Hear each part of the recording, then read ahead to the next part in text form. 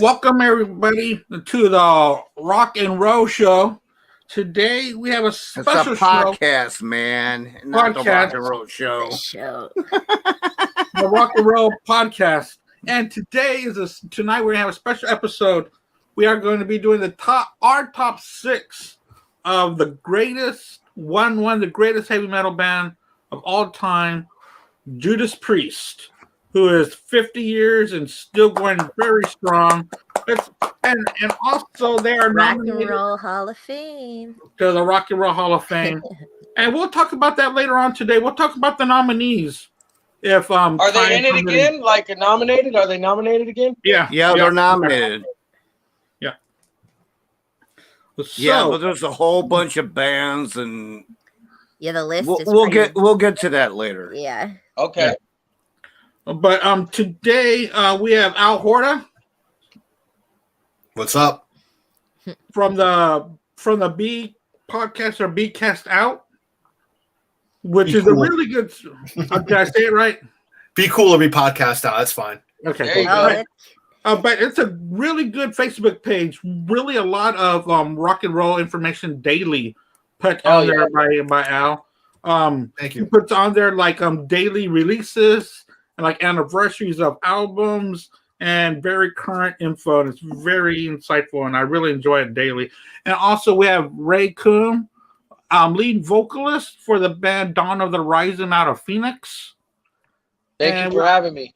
Oh, yeah, of course. And thanks for joining us, Ray. This is a very special episode. We know how much Judas Priest means to you, and this is going to be great to hear what your top 6 are.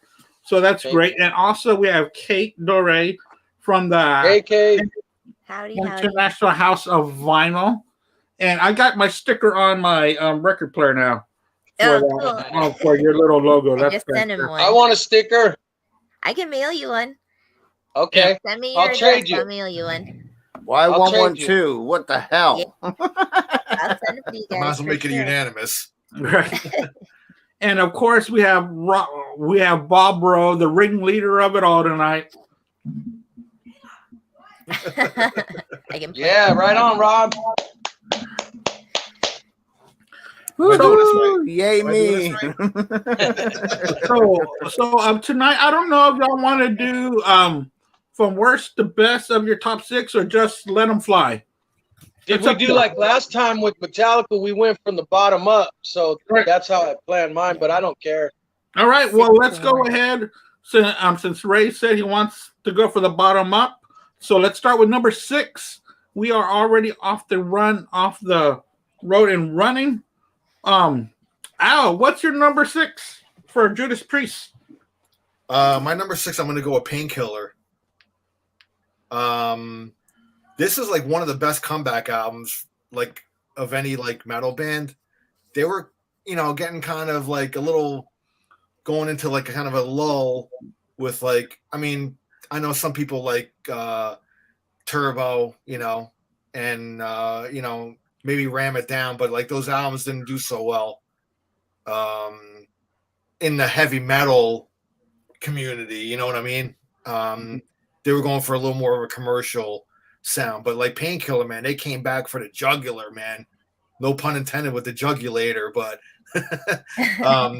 they went for the throat on that one, man. They wanted to show the young cats like how the big boys roll, and the opening track, Painkiller, man, that's like a statement right there, But I mean, that album is like all killer, no filler, really, man. You got Hell Patrol, All Guns Blazing, Nightcrawler, A Touch of Evil. I mean, just track after track, it just like it's a pile driver, man. So, but I mean, that came later on in their career after I'd gotten into them. So I mean, I got to rank it somewhere. But it's definitely like it's my number 6. It's up there, in their whole catalog. So number 6 is Painkiller for me. And Al, you're so right about Painkiller because, man, you're like listening to Painkiller and you're like, man, another great song. It keeps going and going and going. It's a masterpiece, man. Yes, and it keeps the intensity from beginning to end on Painkiller. It never slows down. And for a band that came out with a masterpiece that late in their career, just you know, they probably felt they had something to prove. Maybe they were pissed off at that trial, you know, where the two kids like killed themselves or whatever. Yeah. You know, I mean, that I'm sure that rubbed off on them and fired them up. You know, they got some aggression out on that album. So that's my number 6, though. Yeah, unfortunately, the parents needed someone to blame. Yep. Ray, what is your number 6? I kind of got a tie with the Turbo or Ram It Down, either one. I really like Turbo because I like the songs on it, and it's the time of my life because I'm at that age. When it came out, it was good times and rock and roll, and it was just so much fun, you know, in those times and days. I know it's not everybody that are Judas Priest fans' favorite, but I really like it, and I really like the songs. And so that one, and I like Ram It Down about equally. So probably those two. Otherwise, you know what I mean? I'd just say Turbo, I guess, for 6. Because it reminds me of that time, you know, when things were just awesome in rock and roll. Fun times, man. Yeah. Yeah, were there MTV video that was shown like on every Saturday night on Headbangers Ball was Turbo. And the parental guidance song. Yeah. Oh, That was a really fun time because that was like 86, 87 when that music was at its height. And then you had Judas Priest throwing their cap into the ring as well with a little bit more gusto than what the other bands had. Yeah, and I really, really like Out in the Cold. That's a killer song. Like, especially live, they kill it. It's just like got that emotion, you know? Really good song. Yeah, it is. That's probably my favorite on that album, man. That might be my favorite song on that album. I still throw that. Yeah, and they remastered it too. Have you listened to the remastered version? Yeah, it's really good, man. It's like a remix. Yeah, it's crisp. Yeah, it's good, man. And Turbo and Ram It Down were supposed to be a double album called Twin Turbos. Oh, really? Yeah, but the record company didn't want them to release a double album, so that they split the album up. You know, so that's why I was like, they're both my 6. Because I really like Ram It Down, but I feel like it was like an EP. It wasn't that long for a Judas Priest album. You know what I mean? But I would pick Turbo over it, but I think they're equal to me. Especially the title track to Ram It Down. It was, you know, Ram It Down was a whole lot heavier than Turbo, in my opinion. It really was. That was really kind of the bridge between Turbo and Painkiller. Like, they kind of hinted at the where they were going, man. Like, but Painkiller really, like, they stepped it up there, man. Yeah, because they went from that digital. See, they tried to go digital heavy, the drums, you know? It sounded more like a digital drum on Ram It Down. Then they had Scott, you know, and Scott killed it. That's a drum machine on Ram It Down. Yeah, that's what I'm saying. Yeah. But then you had, like he said, that's the transition, but it was heavier, but it was a drum machine. But then it was Scott, and it was just straight badass. Yeah, Scott's a badass, man. Yeah, totally. All right, Kate, what you got for your number 6?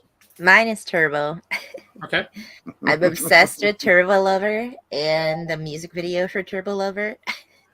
If you think about the first time you ever saw the music video and you're like, oh my God, these like skeletons on motorcycles. Yeah. It's pretty sweet. Yeah. It's terrible looking now, but at the time when you would have first seen it, it was like, holy crap, this is amazing looking. Yeah, I know exactly what you mean, because it was a cheesy video, you know? Yeah, I love it. It's ridiculous. So that's why that definitely that track is my favorite on there. But that whole album is good, you know. Right. That was like the start of anime, I think, or something like that. Yeah, Right. it's like, well, and mixing The start of trying to do it. Yeah, well, like mixing live. I don't know if those guys.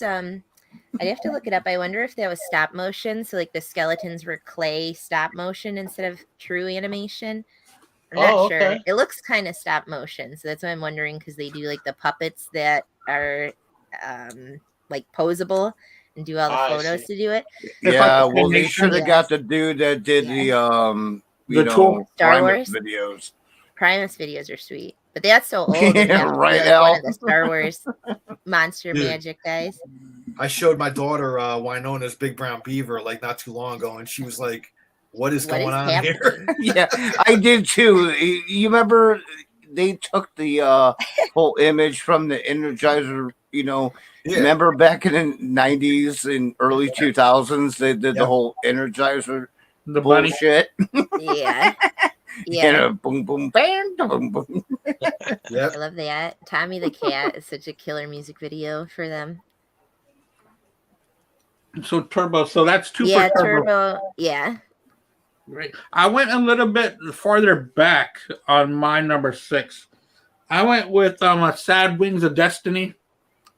You Nice. see that well? That's cool. Yeah. Yeah, this is a really good album. Especially, it's got Tyrant and Genocide. I mean, this album all the way through, it's just biting.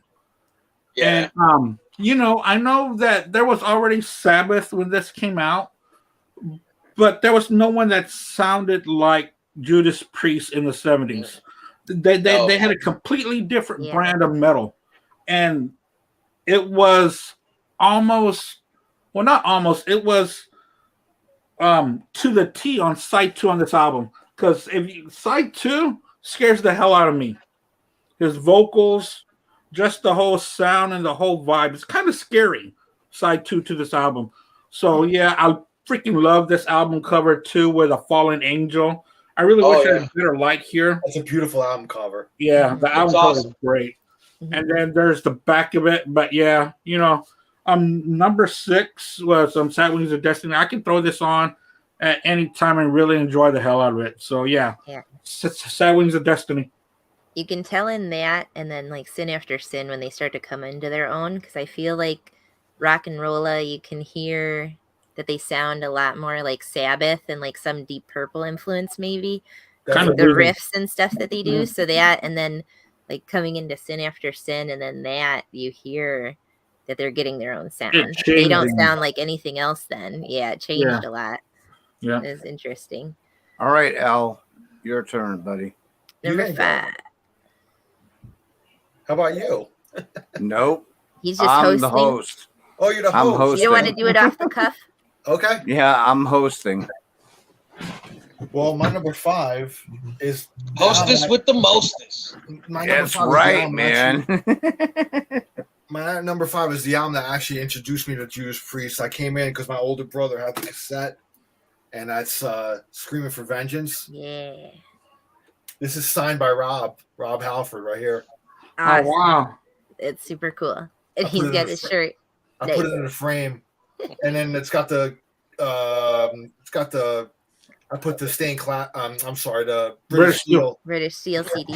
CD cover, also signed by Rob here. So That's awesome. So when I met him, he was a really cool guy, man. Real nice, down to He earth. seems so down to earth. Like that's what I love about Halford. Like you watch him on interviews and stuff, and he's so nice and humble. He was really cool. That's awesome. Took the time to talk to a couple.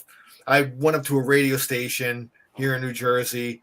He was doing an interview and I just got done with work, and he was in the middle of the interview. So I'm like, hey, let me take a ride up there. And I went up there, and it was probably maybe 8 or 9 other people in the parking lot just hanging out, fans. So it wasn't like overwhelming. It wasn't a crowd. 50 or 100 people. So it was cool. He came out, man. He posed pictures with everybody, signed whatever you want. He talked to us. Yeah, really cool. So my number 5. Cool. Yeah, my number 5 is Screaming. And my older brother had the cassette, and I was really the first.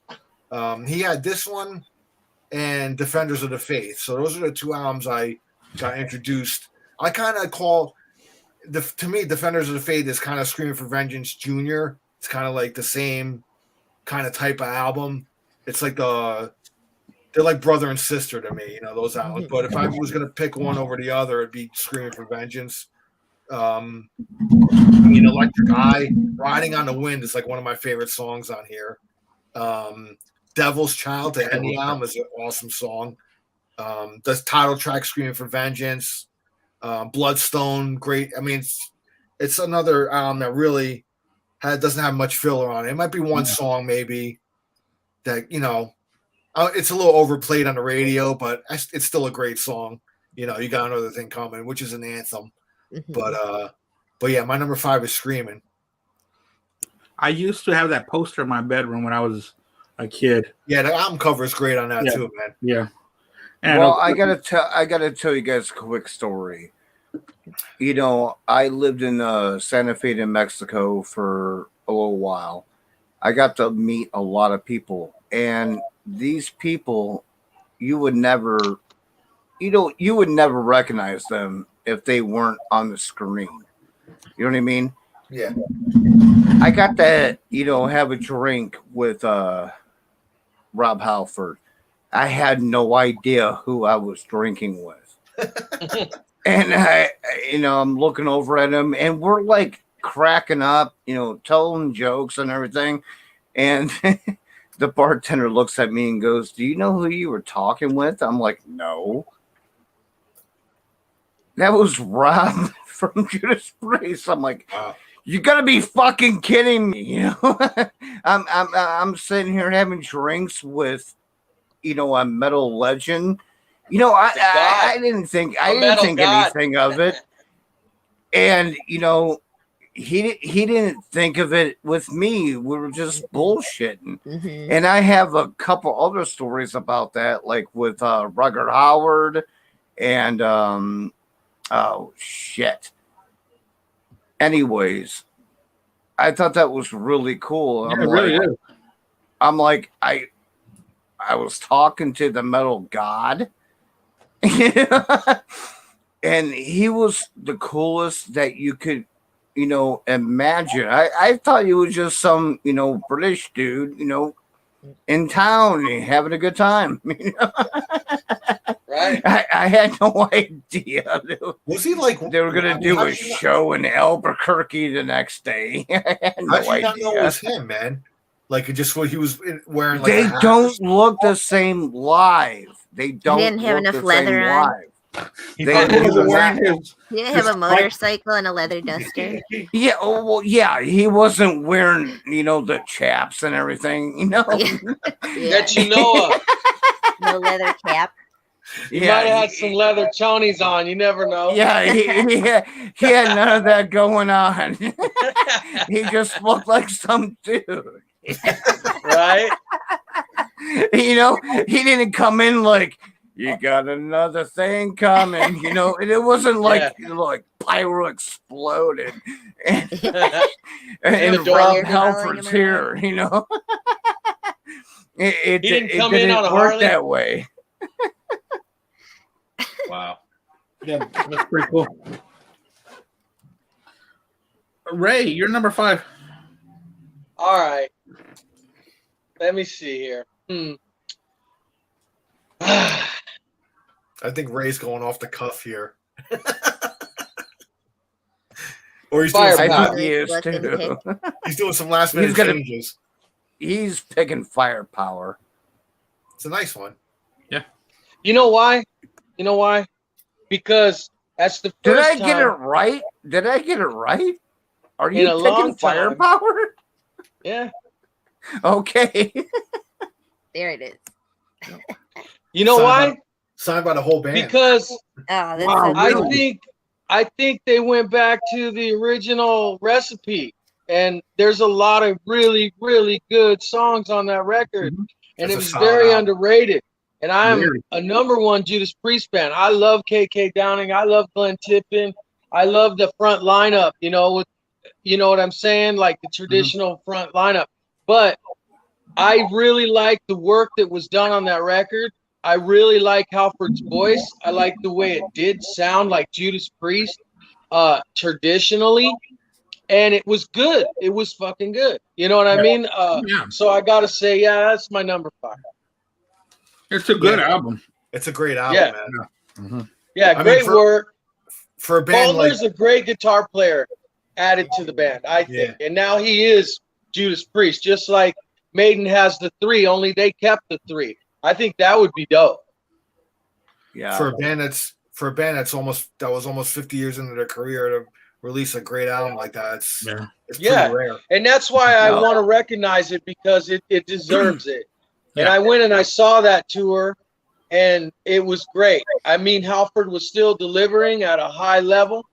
At his age, I can only hope I can sing like that when I'm his age.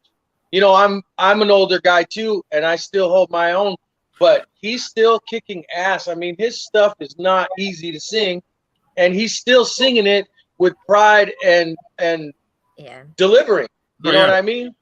And that is admirable, because there's a lot of guys just as old that can't do it anymore and probably should pack it in. I get it; they need a paycheck, but you know. No, I totally get it. It's like Bruce Dickinson still can bring it. Yeah. Jeff Tate to a point can, still bring it. He can still do it. He just needs to lay off the wine and cigarettes. Yeah. Or his cigars. But they, when you have musicians like that been around for 30, 40 years that can still sing. I can't sing anymore. I started at 18. Right. I'm 46. I'm done. I blew up my voice doing all that, stupid, 90s, because that was what was going on. But if you can still bring it, why not? And yeah, exactly. I totally appreciate people that can do that. And when I went to go see Elton John a few years ago, he just brought his voice down because he knew that he couldn't hit the high notes anymore. So he just changed the way that he delivered his song. They drop the guitar tuning down. They drop it down to like D or whatever. Because most bands were in E standard tuning back then, in the 80s anyways, I'm referring to. Or E. Because, I mean, they've been dropping ever since, the 90s, and it keeps getting lower. Pretty soon the strings are going to hit the floor. But it's amazing. He still sings in E. I'm sure they have D-tuned songs now, too, but he's still hitting the notes. Like, I don't want to I love Dokken. I really, really love Dokken. Yeah. And I would never speak bad of them. But I think Don Dokken went way too low on his vocals. And I don't even, in my opinion, my personal humble opinion, and no diss on it or nothing, I think he's not trying enough or hard enough. I think he could do better. I think he could tune it back up to at least D, and do it. But I don't think he puts the effort there, and he probably feels why. Just like David Lee Roth, he had the same kind of attitude. Why? I'm David Lee Roth. I don't need to work hard, So okay, have any of you heard the new Mellencamp? I only heard what Chris said, and then I went, Chris Czynszak from Decibel Geek. I saw his post, and then I went and I looked at it, and I was not impressed. And I saw the one with Bruce Springsteen, I think, the single. And it was okay, but it's more like folk mixed with Irish music. You know what I mean? It's not really rock. But he sounds like what he always preached. I smoke 2 packs of cigarettes and, this and that, He sounds like that old guy. He does. He's all like, do you wonder what is on? It's like, it's not the same dude at all. He needs a pipe and slippers. It's like Leonard Cohen, it works. Tom Waits, it works. There's certain dudes who can have the drink rocks. Well, the funny thing is, Kate, that Chris from the Decibel Geek said it's the worst Tom Waits album ever.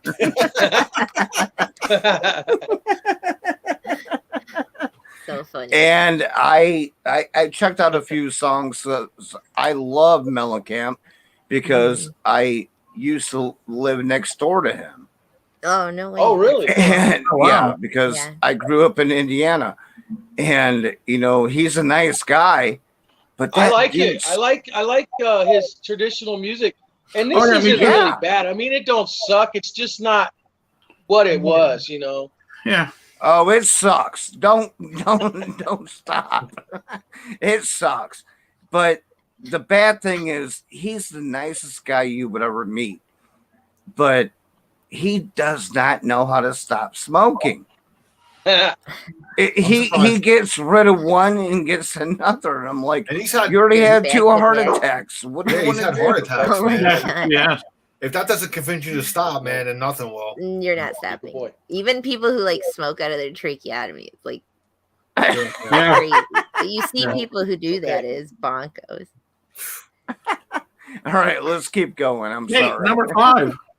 I did, so I kind of No. did a tie because I had Hellbent for No. Leather and Killing Machine, which 78 and 79, and there's a handful of songs that are the same on each one, but I got to go title wise, probably Hellbent for Leather is my favorite title. I love the title track. I love Green Manalishi, like Killing Machine. Those are just killer tracks on those albums. But Hellbent for Leather is another one that I love that they got away with just being fun and ridiculous in metal. Like I feel like they were cool about playing with it and having fun. And a lot of metal bands are super, super serious and like they aren't having as much of a good time, maybe. I don't know. Right. I've never been in a metal band, but I feel like they were sillier and had some song tracks that seem more goofy, you know. So I think they have fun with their titles and things that they do. Yeah, like the song United, stuff like that. Yeah, they can United, get really, United. yeah. Yeah. Because it's Yeah, I like know what Turbo you're talking Lover about. in the music video for Turbo Lover, that it's like we can go super over the top and people will still be happy with it. So I Yeah. feel like they knew that they could play with things like that. Yeah. Number 5. Number 5. My number 5, I'm still trying to decide. I am going to go with the one before Firepower, Redeemer of Souls. I thought That's a good Redeemer of Souls was a That's a good one, too. fantastic album. Almost beginning to end, the songs are a little bit longer than usual, and they let Faulkner really get into the guitar so well, and Halford does such a great job on songs like the Halls of Valhalla. It's all, you know, just his voice, and this one too, just like the one that you were talking about, Firepower. This really came out of nowhere, big time. Yeah. When we heard that Judas Priest was going to come out with a new one, I was like, oh, okay. And when it came out, I was like, oh my God. It was like another rebirth. And these are their last 2 albums. Yeah. And they're played with so much gusto, so much energy. They sound young. They sounded rejuvenated. So that's why I have this as my number 5. Redeemer of Souls. The title track is fantastic. The production on this, you know, ever since I've met Al on this, I'm paying a little bit more attention to production. I'm like hearing things again, going, okay, a production only this time, and I'm very happy with the production on this. And Al's really opened up for me to listen to a little bit more than just the vocals and the guitar solos and stuff like that. I'm starting to listen to the background, and it's really opening up so much different stuff. So I've been meaning to tell you that, Alan. Thanks a lot for the recommendation of production. I've always been a fan of like producers and stuff. You know, like there's certain producers where I'll actually buy an album based on, you know, that they produced it. You know what I mean? Yeah. Like Tom Allom, you know, Judas Priest, you know, his production through the 80s, the Priest albums were great. You know, and he kind of became like the 6th member of them, really. Wow. In those years, you know. So yeah, I mean, production. I get into it, man. I get into like good produced albums that sound great. You know, there's certain people it wouldn't be the same without them. Because I always think of like probably Nirvana is a good one to think of, like Butch Mutt Vig. Lang, he's good. Butch Vig and that, yeah. and like just somebody that it wouldn't have been the same if it wasn't him, because you just watch interviews of him now and he's talking about doing these albums, and it's like nobody else could have done it. That's like watching because we've been talking a lot about the Beatles and that, watching Get Back, and you're watching them work and just thinking about that it probably wouldn't have struck gold the same way if it wasn't all with George Martin. Yeah, just that documentary phenomenal. is amazing. It's great. Yeah. Yeah, It's it's a really phenomenal good. documentary, but especially like having the right producer, I definitely agree that it makes a big What was difference. good about the Beatles is they were all producers. As you True. see They in all that had- movie, they were all yeah. producing it as they were writing. Yeah. And then I'm sure they did a little bit on the end too, but back then it was analog, Mhm. which is all tape, and they would have to literally cut and slice. and slice So you it. had to nail your track most of the time or Yeah. do it all again. There was no, hey, can I just do that part? How about When you those 4 can't like bars? rewind Let it me and do that redo bridge. You know, you can't do that shit. You had to it. be Mhm. all the way through the song. If you screwed it up, you had to do it all the way over again, you know? Right. Well, and, like And- separating all the instrument tracks and things, it's not the same, you know. So And I now know love it's the parts that Yeah. I love the parts that after they would do a couple of tracks, they would go straight to the control room and yeah, sit down and listen. listen to it. Yeah. Yeah. And there was so much that people would write about those sessions, how John Lennon would leave and he was absent. Shit, I saw him in the middle of everything. He's there. In the middle of I like everything. watching them. Like, we're going off on a tangent, but I love watching them when they're coming in the morning and they're talking and they're like, "Oh, I had," you know, and they just like noodle it out. They're like, "How is this?" And then you think about it, and it's like, "Oh, this ends up being on Abbey Road or whatever." But it's, I don't know. And It they just made it like look so comes out of the simple. ether, and they just pull it out, and they're talking about it, and then they all put it together. It's like, And, It's and they mine. made it That's look how it so should simple. be, honestly, because that's how you Yeah. make an organic song, you know? yeah, Is from somebody's idea, right. and then you the each rest of the build- band comes in with Yeah, it, you know? 'cause And I that's like- how we write too. We do the same Yeah. thing. You I'll need a come up band with an to idea all- or whoever, you know, Justin, Yeah. and then we take it to the jam room. I'll make a demo here because I'm an audio tech myself. I have my Mhm. own studio stuff. So I'll put things together here, you know, ideas, and I write enough on every instrument.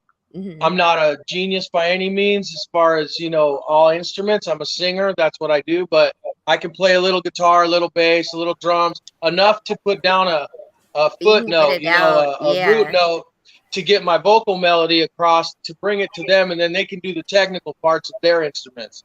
And then we also rewrite. Our drummer too. A lot of people say, and a lot of people, you know, the drummers, they don't get a lot of credit back, especially back in the day. Now more so, but they don't recognize them as writers on these publishing rights, which is bullshit. Because our drummer, for one, comes up with ideas. Like I said, I'll come with verse, chorus, and then Chris will come up. Our drummer, Chris Keener, he'll come up and say, "Hey, play that again," and then he'll say, "Now let's try it like this." You know what I mean?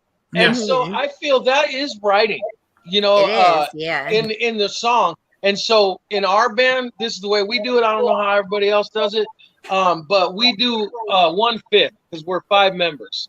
No matter who comes up with the lyrics, which I write most of them, and but it doesn't matter. I share all the rights. We all share all the rights. Whoever comes up with the idea for the song, whatever, does not matter. Everybody, I feel, puts in the work, puts in the time. If you show up, then you're on it. You know what I mean? And that's what Right. starts fighting, is when you only see Yeah. 1 or 2 people and they feel like they own the band and the others are just, They're you just know, that's there not right. to play. You know, Like, get a session musician then. Like, you know, and that's Right. one bands thing. are really funny, or some people are just so, you know, that's And their I know- personality. They don't want anyone else to get any of the credit for anything. And Well, I if know you're that under a brand name, then it Yeah. should be all the members into that band, into that Mhm. brand. Yeah. If you are John Mellencamp, then yeah, you get the rights. It's your Yeah. stuff. Everybody signs on to John Yeah. Mellencamp, right? Yeah. You know? Yeah, So it's like, you know already, okay, I'm joining his band because it's his name on the it's marquee. him. I'm a paid musician. If I write Mhm. something, it's a donation, basically, unless you're Mhm. paying me for it, which hopefully they did that, you know, but you know what I'm saying? That's just my opinion. I think if you're in an entity with a brand, you should all be equal, but that's just my Yeah. humble opinion. Yeah, well, if No, you play, I totally agree because, you know, I've always been in bands where I was like, it's all about us. And, you know, I've had drummers write, you know, drum riffs and, you know, become songs, and guitarists and bassists and vocalists and whatever. That's how it should be. but unfortunately, it's not. No.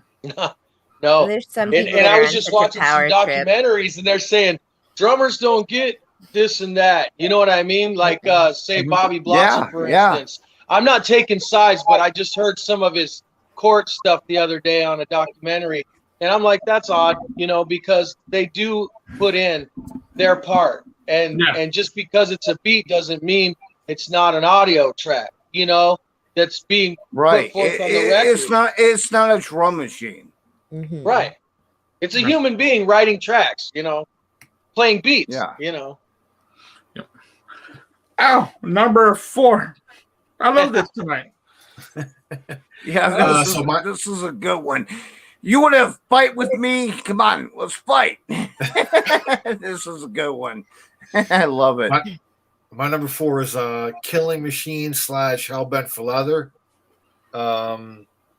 The reason why they didn't call it Killing Machine in the United States was because it was a school shooting and their label was against it. So it was a recent school shooting. So that's why they changed it to Hellbent for Leather in the U.S. Mm-hmm. And didn't they change the album cover? I can't remember. No, the album cover is the same. Stayed the same. Okay. Just a different title on it. That's all. But okay, I couldn't remember. One of the best opening tracks, Delivering the Goods, man. You know, love that song. Rock Forever, Evening Star. You know, the title track, Hellbent for Leather. You got the Green Man Alicia, which, you know, when I was a kid, I never knew that was Fleetwood Mac. I can't imagine that being by Fleetwood Mac. I just can't imagine it. But Judas Priest did great covers and made them their own, man. And you would never know. They cover like Joan Baez and stuff. Like, the Diamonds and Rush. Yeah, exactly. I'll be down. Here comes your ghost again. Yeah. The title track, Killing Machine. You know, I love that song. It's so good. It's it's got a cool groove and like almost like a menacing like kind of groove to it.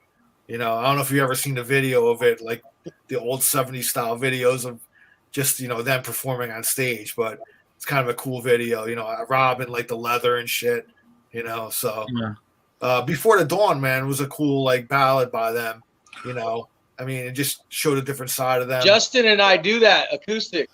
That's a great ballad. It's a great ballad, man. Yeah. Justin's my son, you guys do that in Chops? You guys do that in Chops? No, we do it. We do it just acoustic. Usually at like campfires and around at parties and stuff. We haven't done it live with the band. We need to record it. We did once. Yeah. You should. I have a you should little do video an clip of us EP, one Judas Priest. But I always say if I knew a bunch of broads who could play metal well, I would make a Judas Priest, all broads, Judas Priest. Nice. Tour with the Iron Maidens. Say hi. Iron Maidens. Hi. Hi. Yeah, the Iron Maidens would be sweet. Good night. Iron Maidens would be sweet because they have that Have you guys seen Les Zeppelin? It's all I have not doing seen that. Zeppelin. Yeah, LEZ Zeppelin. They play I'll around look for Detroit a lot, but they do tour. They'll go through other states, but that's a trip, man. And they're amazing. Like, they're really, really, really good. But I was like, it'd be awesome to do. I know. Iron Maidens would be sweet. That'd be fun. Like a little festival. Hey, you were gonna say something about that ballad. Who, me? Me? Yeah. They could pull it off, or for me, like I was just saying it shows a different side of them. You know, not just balls out heavy metal. They show a little diversity with that ballad. And Halford could really pull off either one, which is awesome because not every metal dude. Well, not even every He's metal really band operatic. can do that. Yeah. That's my number 4, man. Yeah, and that track really comes out of nowhere towards the end. You know. Yeah, because that was on the way home. I was listening to play Judas music Priest. on. Yeah, I stopped it. I'm sorry. I play accidentally hit it. music at all. I was trying to figure out. Which I listened to, and it was Angel that I listened to on the way home. And it was like, he's so good at ballads. Yeah. Oh yeah. It's like, man. It's so heartfelt, and so gut wrenching when he's singing them. Yeah. You know. It is. Yeah. Ray, Yeah, what's your Bruce number 4? Dickinson with Tears of a Dragon too. He tears it up too on a ballad. Ray, what's your number 4? My number 4 is also Killing Machine / Hell Bent for Leather.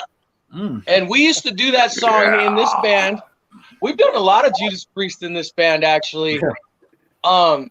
We did Hell Bent for Leather. We've done Love Bites. We did Metal Gods. And like I said, Before the Dawn. And now we have a surprise coming on this EP record, which will be a tribute to Judas Priest. We picked, since we're from Arizona, Rob Halford resides here in Arizona. We're going to be recording Desert Plains on our record. That's a good song too. Yeah, most definitely. So I'm heavy Judas Priest. My son also, one of the guitar players, heavy Judas Priest. And we really celebrate. You know, it's not just that. We do a lot of. Yeah. We've done a lot of covers in the beginning. You know, when we were getting started with our originals, but we did all kinds of stuff. But we've done a lot of Judas Priest in this band.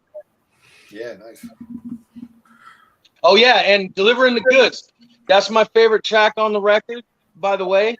It's probably one of my favorite Judas Priest songs because it's delivered so good. You know. Yeah. All right, enough with the fucking puns already. All right. Yeah. Come on. Hey, what do you got for number 4? Are we at 4? Mm-hmm. Yeah, I said The Killing Machine. Yeah. Okay.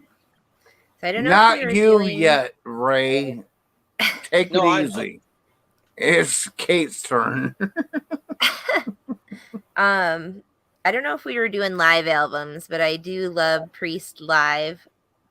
That's just killer. I mean, you have so many tracks on there that are great, and them seeing them live, which I've seen them 4 times, and they're just phenomenal live. You know, if you guys have seen them, I know, so you know what I'm talking about. And even the last time I saw them was probably 2019, and Halford can just still sing his ass off. And you know, he doesn't ride his motorcycle out on stage anymore or anything, but he's walking back and forth and just tearing it up like a man.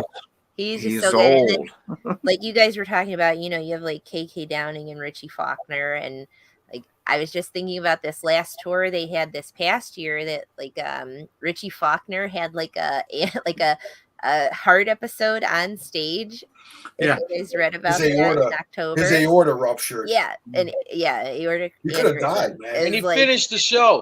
Literally, as a bubble holding that and having blood passing through it is how that works. And he had a 10-hour heart surgery after the show. Like, God bless him, man. He's lucky.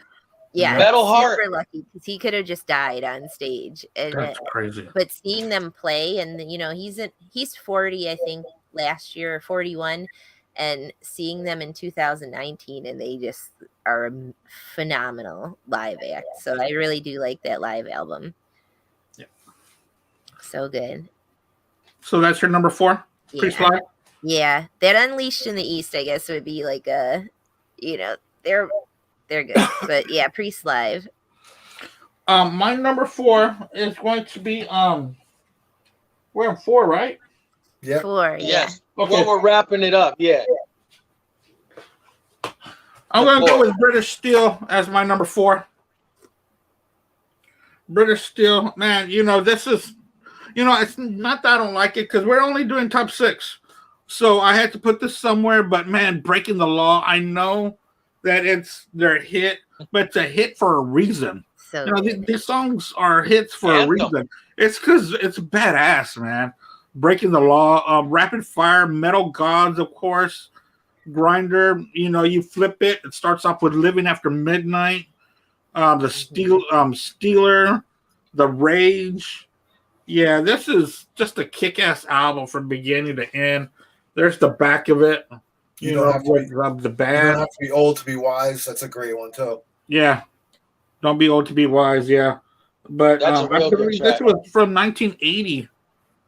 And this is with their drummer Dave Holland. And Dave Holland, I want to say was one of their drummers that lasted one of the longest. I think he was with them for a good 10 years. All through the 80s. Yeah. And he started off with a couple of English hard rock bands from the early 70s as well. So, Trapeze with Glenn Hughes. Yeah, yep, that's the band that I was trying to figure out because I had bought a Trapeze album not too long ago. I think it was Medusa, and I saw his name. That's the album to have, man. Yeah. Medusa's a killer track. Yeah, it really is. And I saw Dave Holland's name. I was like, oh, you know what? He sounds familiar. And so, yeah, sure enough, Priest later on after Trapeze. But, yeah, British Steel, man. I just love this album, man. I could put it on and just enjoy it no matter what. So that's my number 4.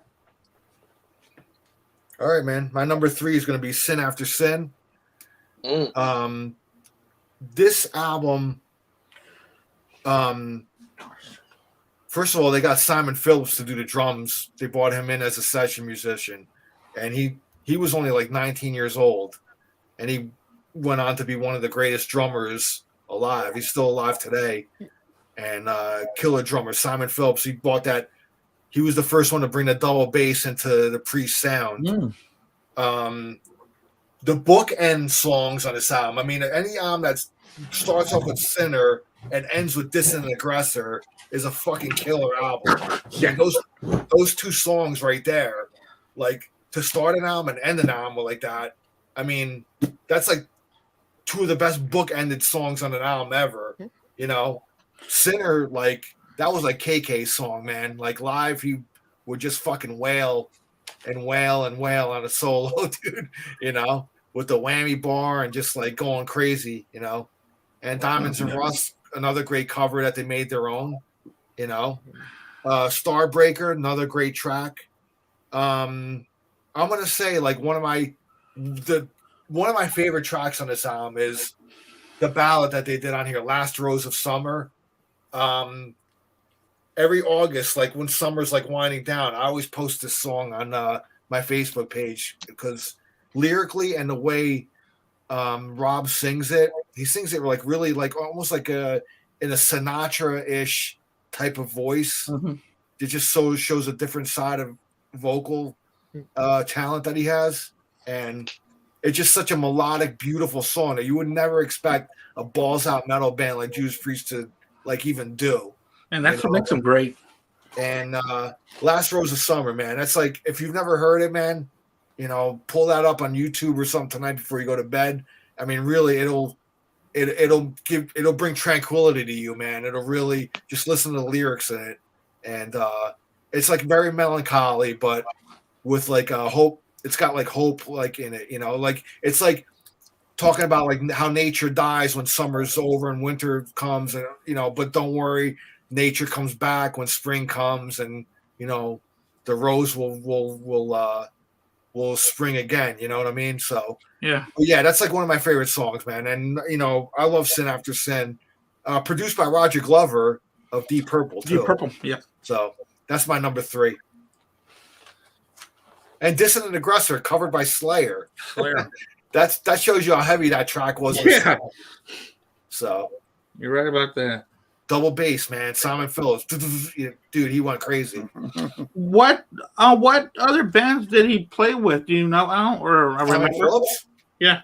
Well, he's a big time English session musician. But when the Who came back in 1989, he was the drummer for that tour.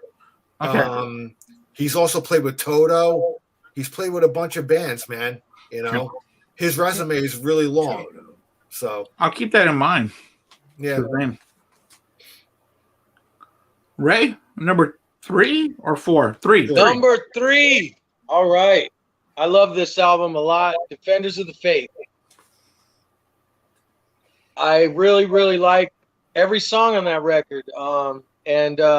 I saw that tour in 1984 at Phoenix Veterans Memorial Coliseum, and Great White opened up, and that's with their first heavy record. You know, it's all black with just the Great White in cursive.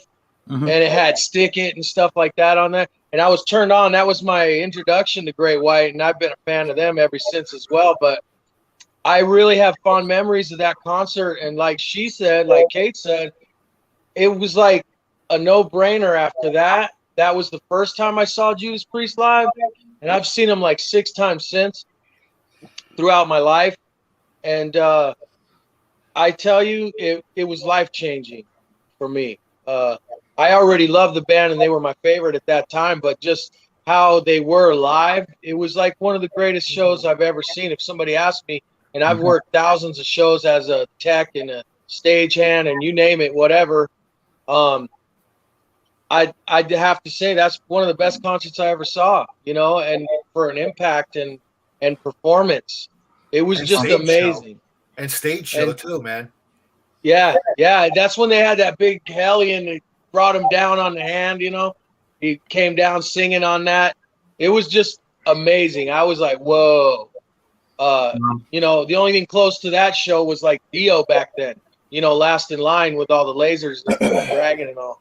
But no, it was great. So I picked Defenders of the Faith for my third. That's and all these albums that we're mentioning are just fantastic. We all know that. So, Kate, what's your number 3? Yeah, she was Number gonna pick a 3. freaking Nostradamus. bogus one. A bogus one? Yeah, you pick Nostradamus, I will kill. No way. No. I am. This podcast is going dead. Yeah, we're just shutting up. Yeah, it's gonna go downhill. I will end the broadcast. I have the power to do that. Shut it You down. better not pick that one. Ram it down. No, my number There you 3. go. I went with Painkiller. Painkiller actually is like one that I really, really love a lot. But I was trying to decide between how many songs that I'll play often on each album. Is kind of how I rank this. Painkiller. It's the only one that I have on vinyl right now. You Yeah. have in the back of Yeah. you. I prepare every time we have a I show. love Look at it. I love it. I still have Gandalf. You're ready to go. But yeah, Painkiller. I don't know that. I love the title track. How we were talking about that, and like the drums. Like I listened to that. I was on my way home from work tonight, and I put it on. And I was like, it's just so damn good. The drumming in it, and I mean, obviously all the shredding and Halford's voice, and that title track is just hard to beat, man. So good. Touch of Evil is my favorite song on that record. That's awesome. Yeah. I love Metal Meltdown.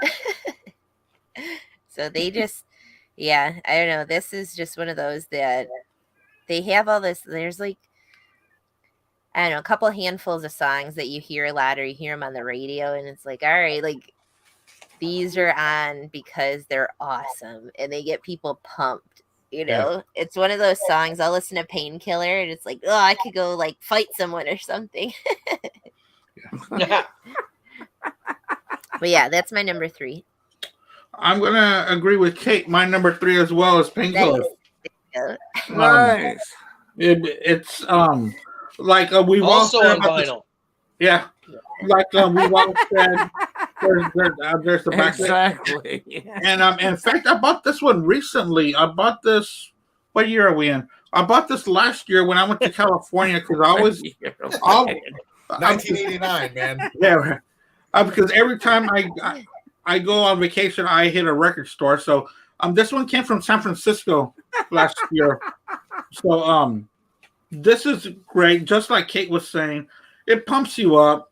It's from beginning to end. It's a relentless album. It pounds like nobody's business.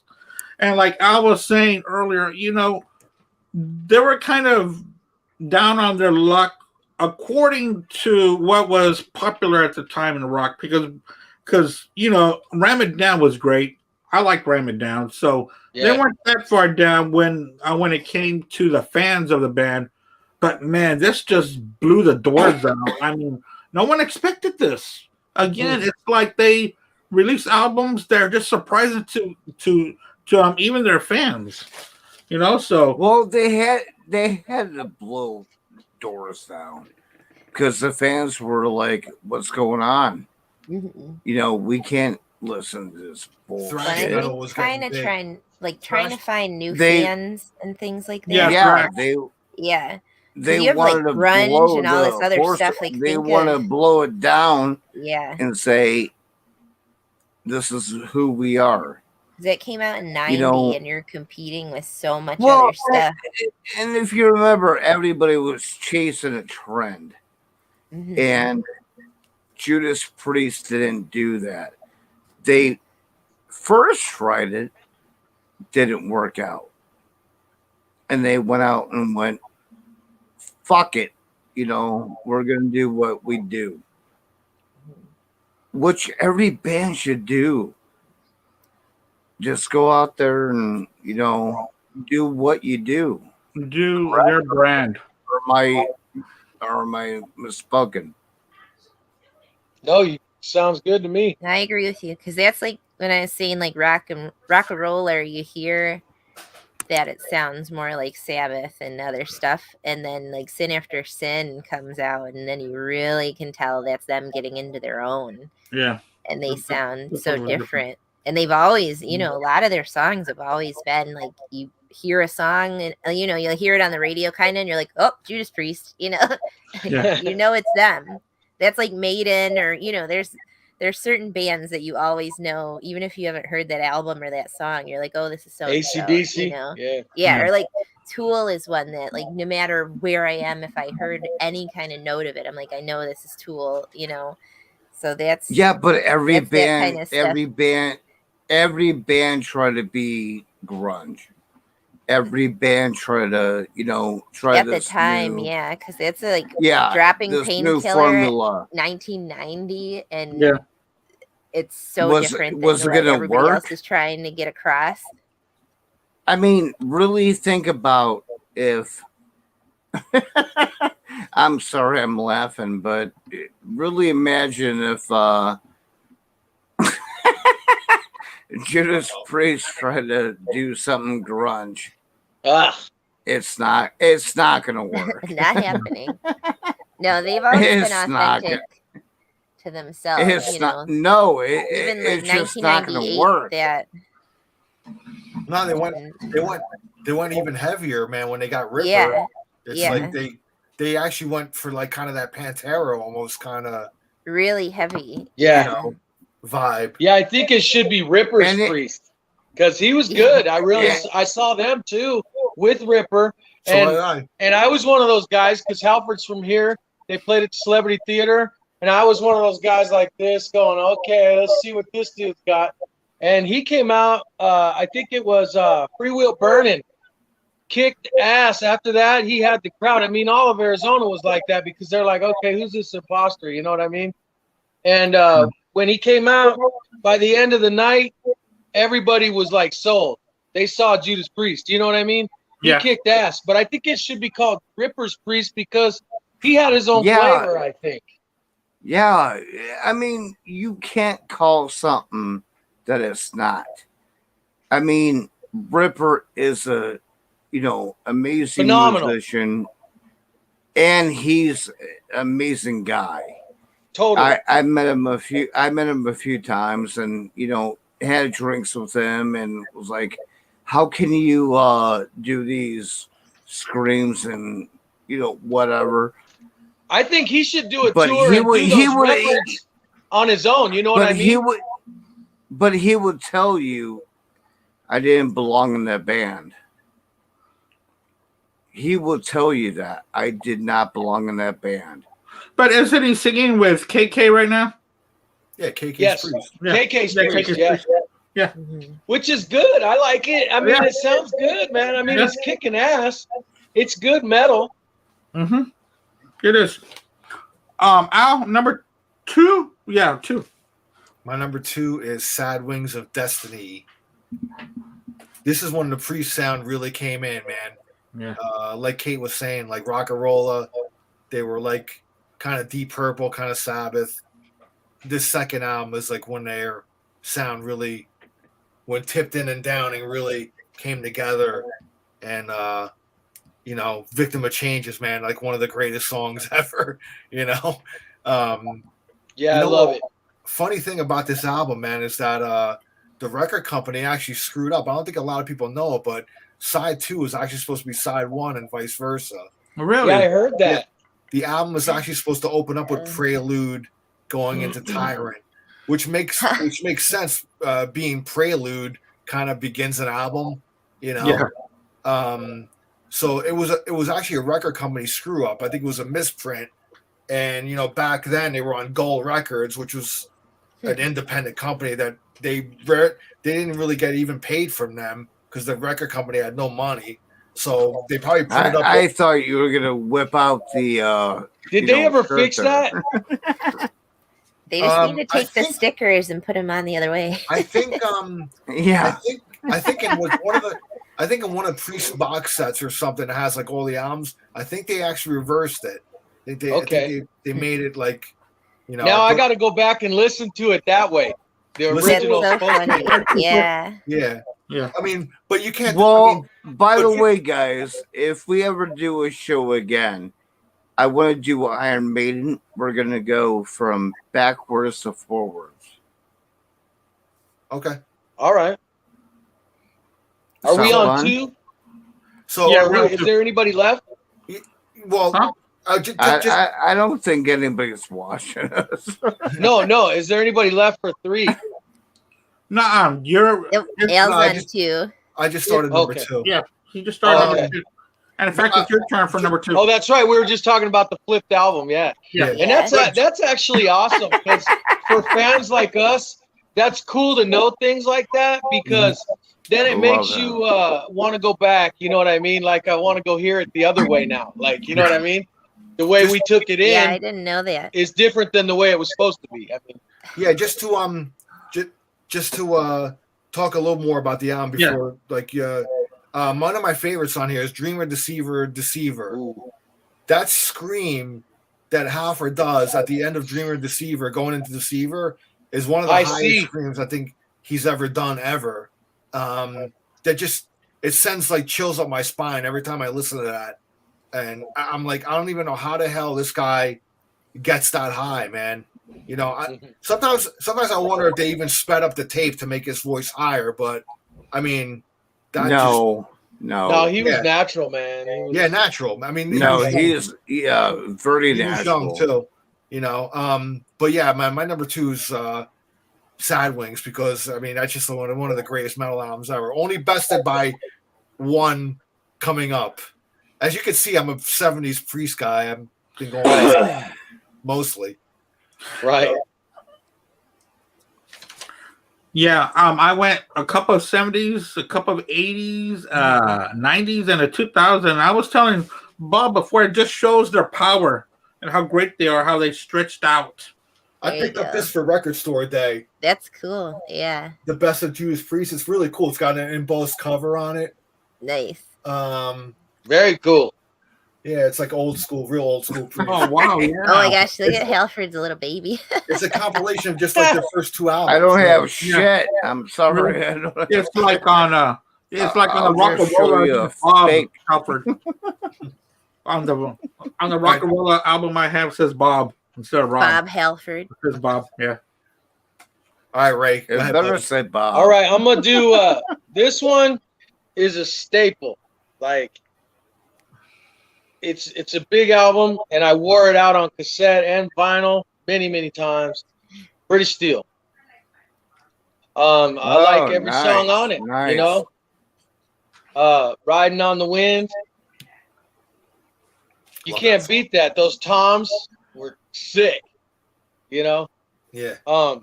Just every song on there, like you said before. You know, it's just from front to back, balls to the wall.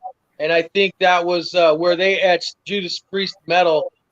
And then that set and paved the way for the rest of the 80s and all the other kick-ass albums that came out from them. And others that, you know, were inspired by it, like myself, you know. It really put metal into the mainstream, man. Yeah. Yeah, it did, and it was so clean and the mix was awesome. For analog, you could put that album against anything produced today, and it'll hold up. Yep.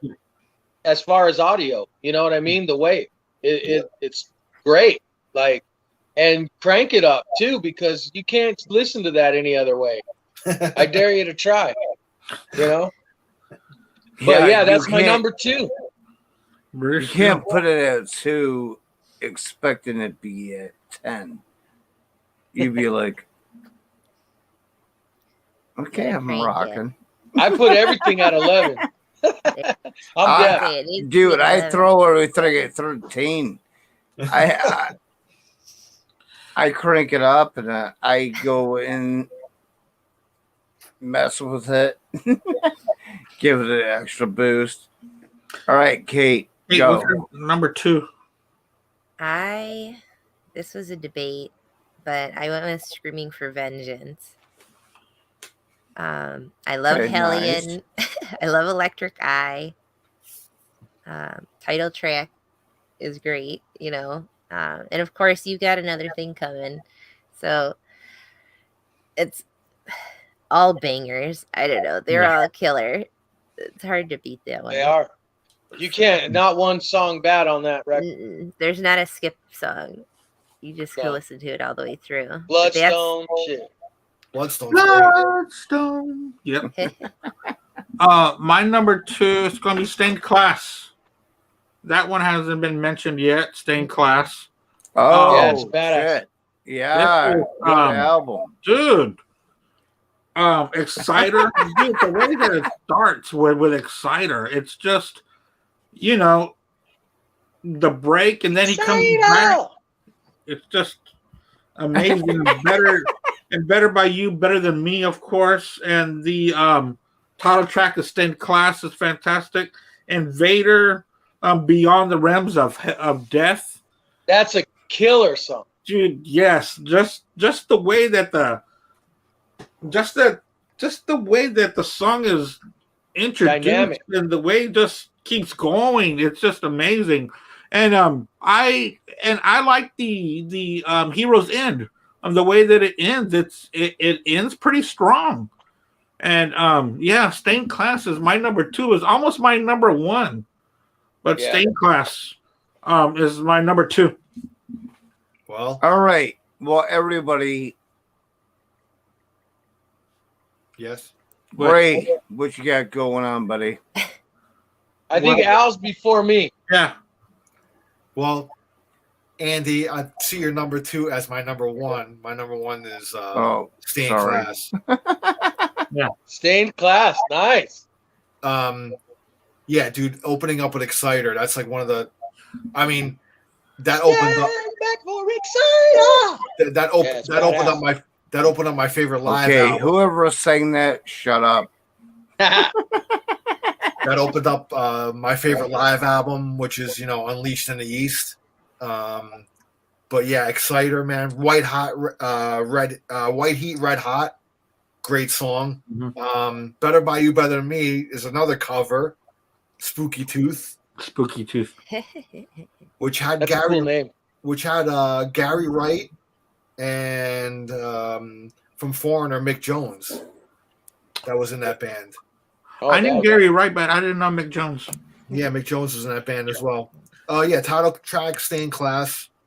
The last tour I saw them on, the Firepower tour, they did Saints in Hell, which was like it was really cool to hear that, man. It was like I don't think they had ever even done that song before, so it was kind of cool to do that. And you know, Beyond the Realms of Death, I consider that their Stairway to Heaven. To me, it's just such an epic feel to it. Yeah. The way it starts off mellow, really, and it just builds up, you know, until that last solo that Glenn does, which is so emotional, and just he ramps up the intensity on it. I mean, it's just one of the best. I think Metallica took that model of the song and made it, you know, Fade to Black, kind of like they kind of modeled Fade to Black after that song. If you really listen closely to those two songs, the structure of them is kind of similar, you know. So, but my number 1, man, I gotta go Stained Class, man. It's my number 1 freestyle album of all time. Sweet. And again, there was nothing else like it. No. Oh, thanks, Mark. I Appreciate that. And I'll look for your show here. You said about 20. I'll go look for that, Mark. So I would number one, Stained Class. Ray, what is your number one? My number one, Screaming for Vengeance, baby. Because for one, I mean, with that title track, like Kate said, it's just a blazing vocal performance. And it just showed the power and range Rob Halford has. It really changed me, like, as a vocalist, and set bars and goals and all that shit. He's like a sensei, you know what I mean? He's like Miyagi-san. Yeah. Wax on, wax off. Ray said. It really motivated me to be who I am as a vocalist and performer too. Just every single song, Bloodstone, you bring me pain and pleasure. That song is just fucking killer. Like, I like there isn't a bad song on the record. I did Another Thing Coming in a cover band 1,000,000 times. That's probably my least favorite now because we played it so many times. It's like, but I love that record. Electric Eye is a great track too, and I love that live. They do that live very well. So they always good. have, you know. Yeah. But that's my number one. Oh, and I want to give a shout out because Ignacio was supposed to be on here, but he wasn't able to. But at Christmas, check out what he got me. Oh, wow. That's so cool. Oh, wow. Cool, man. Yeah. I love it. Isn't that crazy? Nice. I love that it's him in the hat with the studded vest. Yeah, it's like the traditional, like, Halford. It's perfect. No, but I was like, that's the best thing I got for Christmas, since I was a kid. Like, I'm like, hell yeah. Like, I'm I gonna go will play never with my open that, by guys. the way. It's going to go up in my studio. That's awesome. That really is. Love it. It's so cool. And my honorable mention, since this is the number one, is Unleashed in the East, because we weren't doing live. That's what introduced me to Judas Priest. My brother got me the vinyl in 1979. Oh, wow. And the vocal performance on there was just so phenomenal. That's what made me a Judas Priest fan. In high school, my nickname was Judas. That's what they called me. They didn't even call me by my name. I was known as Judas. That was my MO. Thanks to, Unleashed in the East and all the, earlier records as well. I love all the 70s too. If we had more picks, I would have picked several more. But, this is what it is. And those were the ones in the 80s that really got me motivated and stimulated as a vocalist. So that's my picks. Nice. Kate, what is your number one? My number one, I went with British Steel. There you go. Those are my big go-to songs when I put on Priest. I'll do You Get Breaking the Law or Living After Midnight or Grinder. I love the cover. I think they have a lot of iconic covers. Their art and the people whoever did a lot of their cover art, like Screaming for Vengeance and what's the other one that has the same designer? I can't think of the artist's name, but I love the way their cover art looks. But whenever you think of a metal band, you think of the giant razor blade, and that's always in my brain of thinking about them and thinking about any kind of iconic cover to an album. Definitely British Steel is one of the ones that comes to mind. I don't know. I love Judas Priest, so it's hard to pick. And I was really torn between Screaming for Vengeance and British Steel, but I was like, the ones that I put on more, I guess British Steel probably a little bit more often. So Kate, number one, British Steel. My number one is going to go with Ray's Screaming for Vengeance. Yes. This is my killer album. I go back and forth on this one and Stained Class. They're both great. Yeah. But I had the poster of this when I was a kid. I listened to this more than Stained Class. Dude, just the beginning of the Hellion and to Electric Eye and Bloodstone. And most of the time when you hear an album, you know, side one's better, but dude, when Screaming for Vengeance side two, no. Side two starts off with Screaming for Vengeance. You've got another thing coming. You know, it's a good song. It's a good song. And Fever is all right, but dude, ending with Devil's Child. That's one of my favorites on there, man. You want to hear more after Devil's Child. Yeah. Instead, the needle stops and goes and resets. You're like, crap. You know, you just want one more because Devil's Child is just so good. It's a work of metal art. Yeah. And especially, again, you know, we keep talking about Halford, but it's true. I mean, the dude is a beast on the mic. Yeah.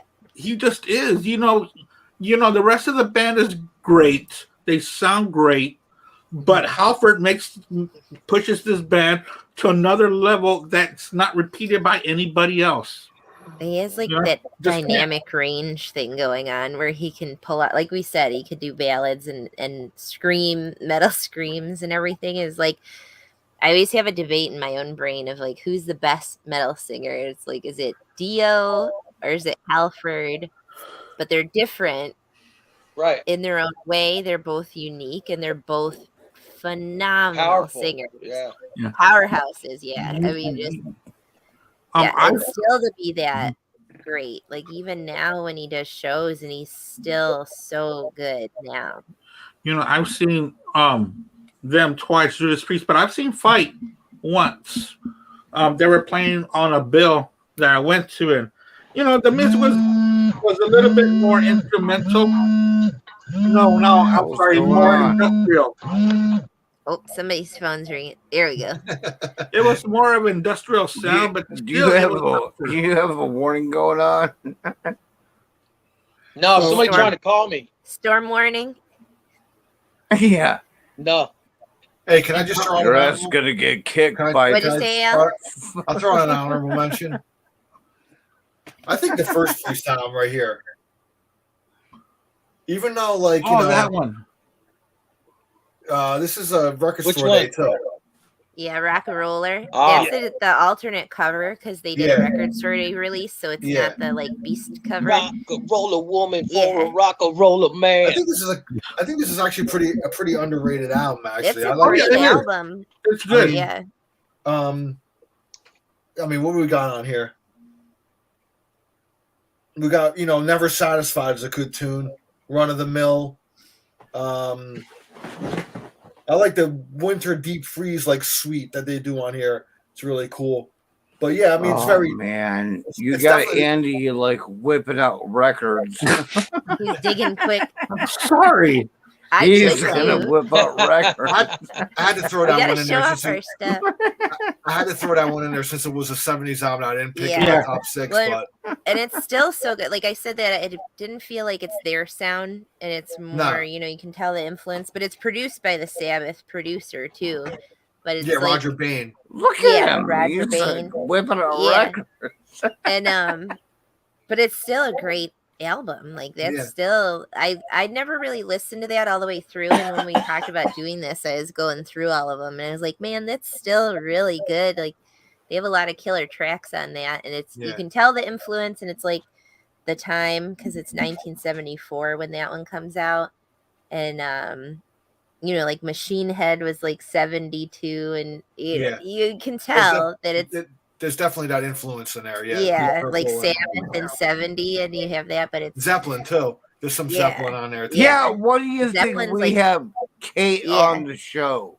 Because Kate is so cool and knows her shit.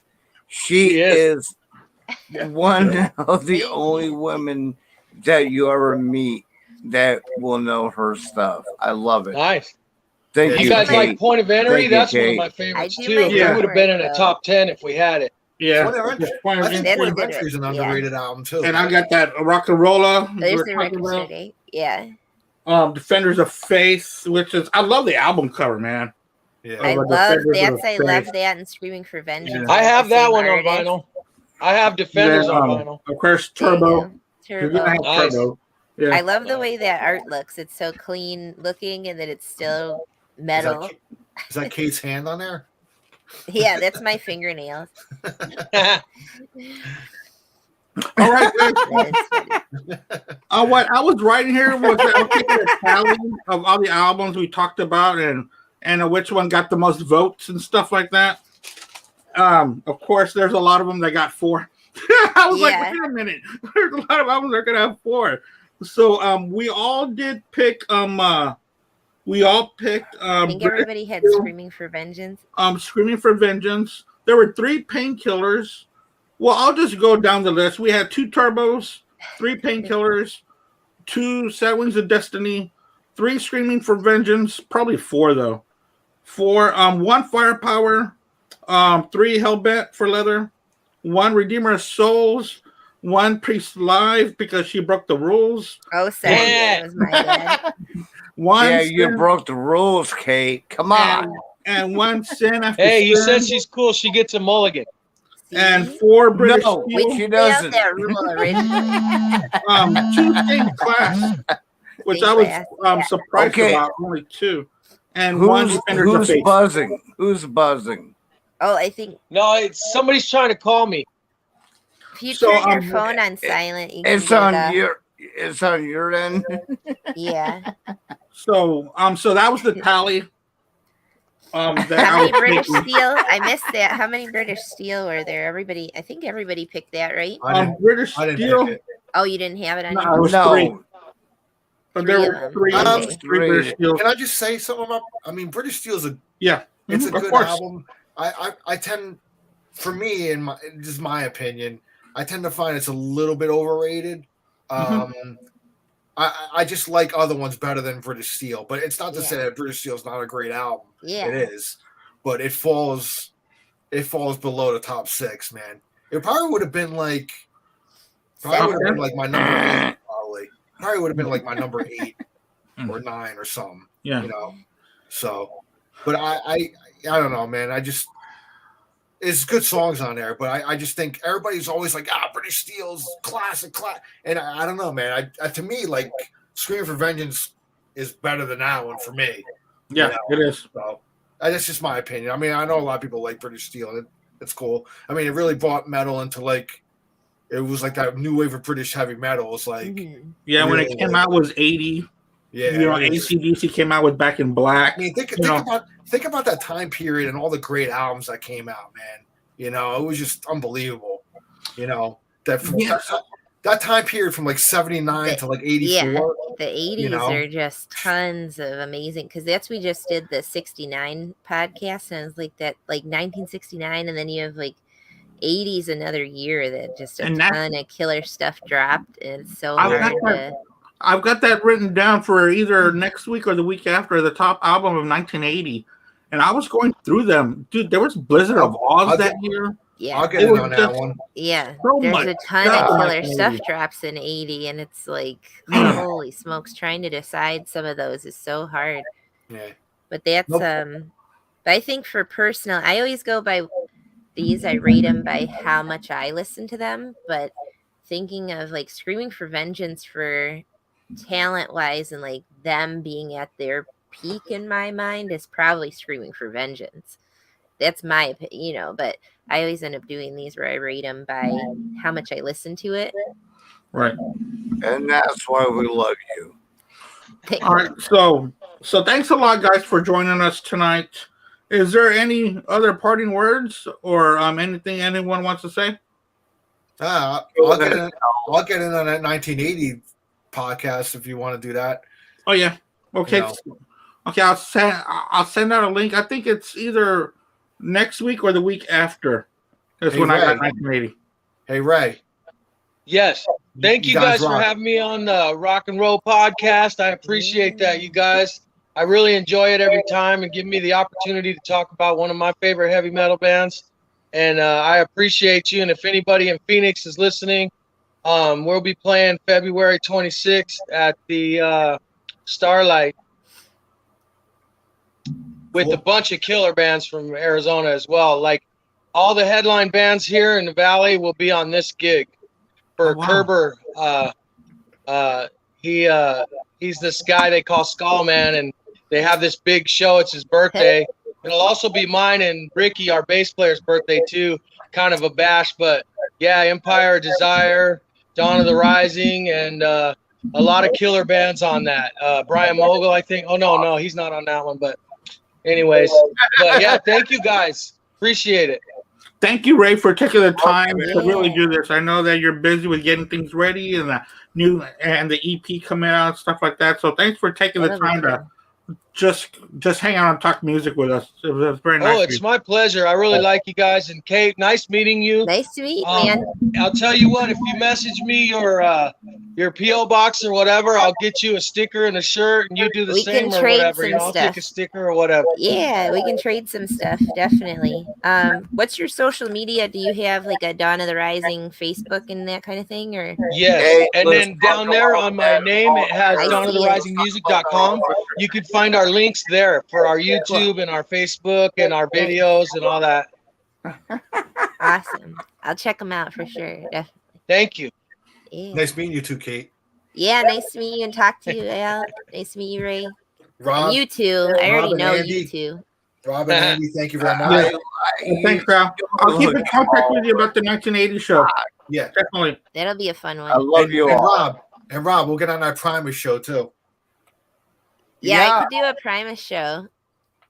Okay, Kate, you gonna do this? Yeah. Cool. Why not? Yeah. I'm gonna I've get a seen buddy of Primus mine in on it like too. So 6 times. Well, Al, get it together, man. I know. I'm trying to get his ass to fucking go, man. Let's go. Yeah, get it together. Yeah, let's get it together because I'm ready to do a Primus show. Primus will be a good one. That's yeah. Yeah, I know. Dead puppies, you know. Too many puppies. I got to see them when they did that Charlie and the Chocolate Factory tour. Oh, that was amazing. I had front row for that. God. I had front row for that right in front of Wes. I worked the Lollapalooza they were on. They were pretty good. I think Yeah. Buckethead too, or some shit like that. Buckethead's so good live. Oh my god! I sent everybody Buckethead. Did you guys?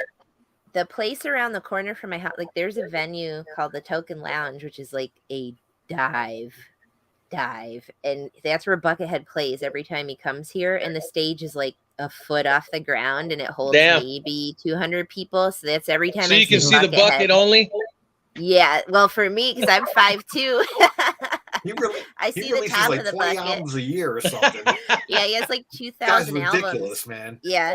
Well, he said like after his mom passed away, and he wanted to make sure he didn't have any regrets in music, that he promised her. That was like a big thing. So that's why he's putting out like just banging them out 24/7. But okay, who's fucking phone's going off? I'm getting blown up by the staging guys. I think AZ Events.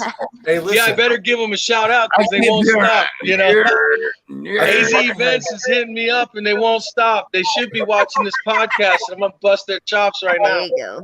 I think Buckethead released an album while we were doing this podcast. Yeah, oh shit. My boy James Espinoza, AZ Events, what up? I'll call you when I'm done. You know, I gotta go to bed, man. Right on, guys. Awesome times. Thank you. Thanks a lot, guys. Thanks for taking the time Yeah, and hanging thanks, out. guys, for hosting. You're welcome. Appreciate you guys.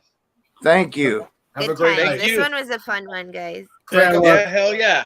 I've really enjoyed it. Thank you. Yeah. Peace out. Night, guys. Later. Bye.